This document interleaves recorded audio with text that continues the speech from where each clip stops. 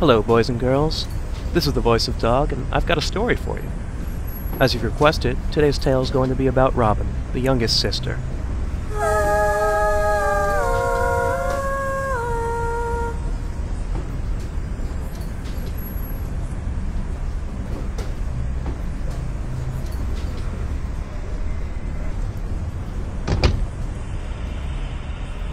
I think we can skip the once upon a times, don't you think?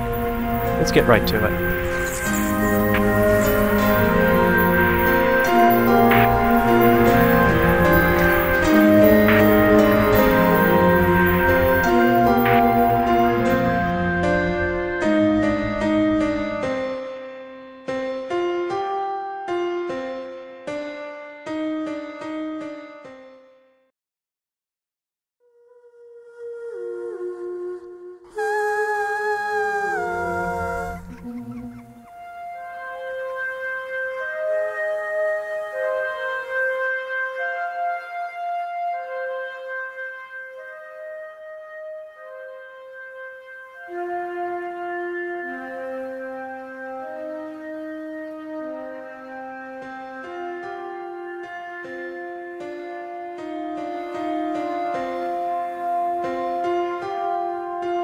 Now, Little Red Robin Hood has no plans to stay on the path.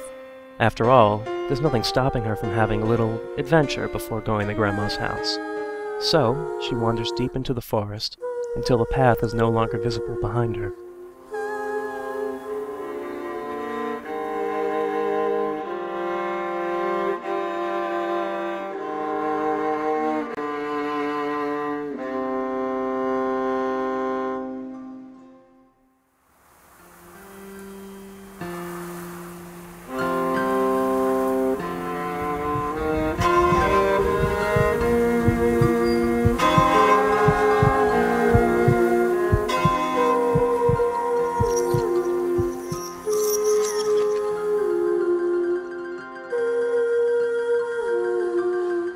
She stumbles upon an abandoned theater in the forest, where she daydreams of a performing circus led by Robin the Great, world-renowned animal tamer.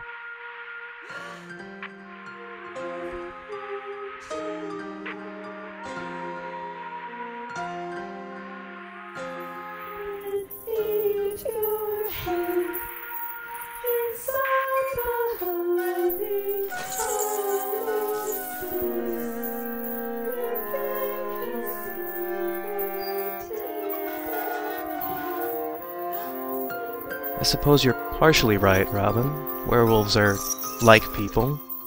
But on the other hand, they're also fierce wild beasts, and not to be trifled with. I certainly hope you can tell the difference.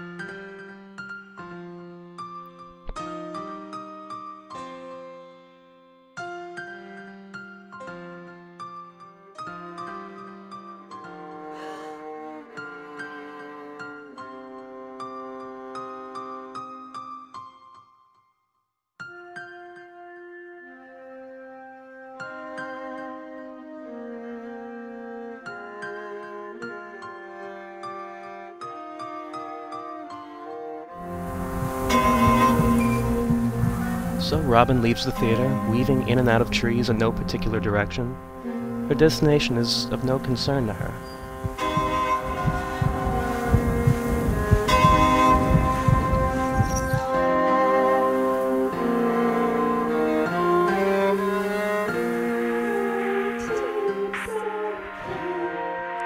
She starts to pick pretty flowers dotted about the forest. They don't have any purpose, so to speak, they're just pretty. Some things are just there for their own sake, I suppose.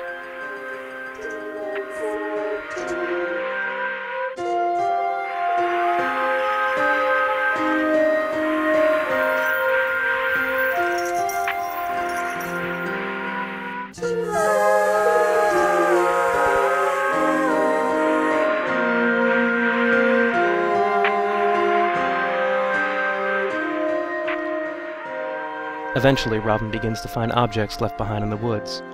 Most of it would appear as junk, to most, but to a child like Robin, there's treasure everywhere.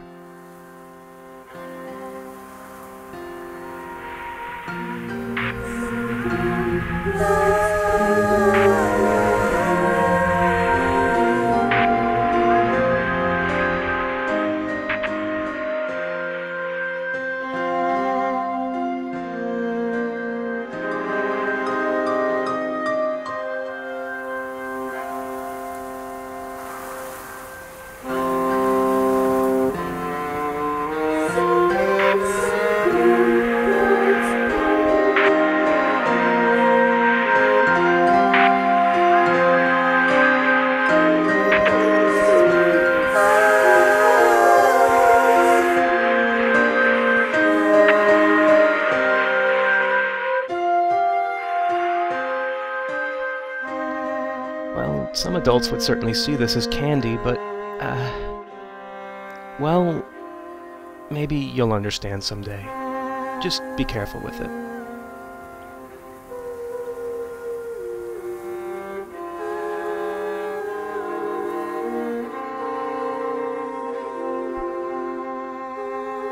Some sharp-eyed viewers may have noticed this odd little girl in white shadowing Robin as she runs about the forest. She seems to keep her distance most of the time. It doesn't seem to mean us any harm. Perhaps we'll learn more about her in a different story.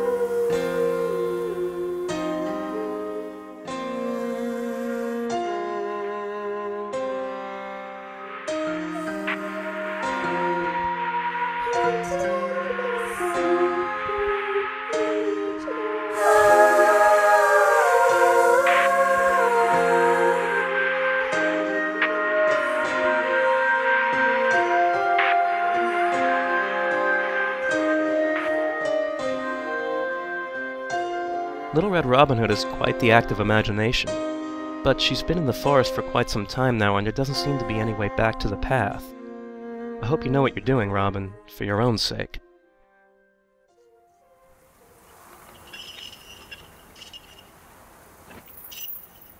Finally, Robin finds a new place deep within the forest, a place where most little girls would fear to tread all alone. But Robin is certainly not most little girls. Your curiosity overwhelms any notions of fear or doubt.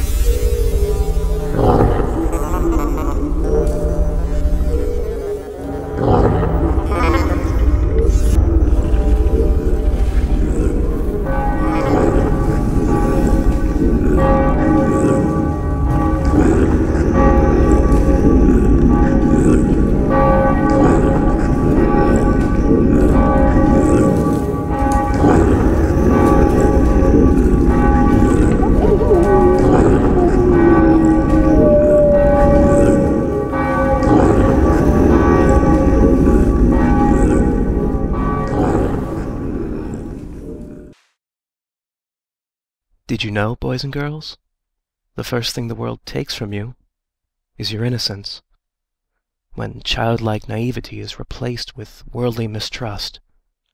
And while such a transition is certainly painful, we need it for our own survival. Because for the eternal child, the forever young at heart, the world is nothing but an open grave, waiting to swallow you whole.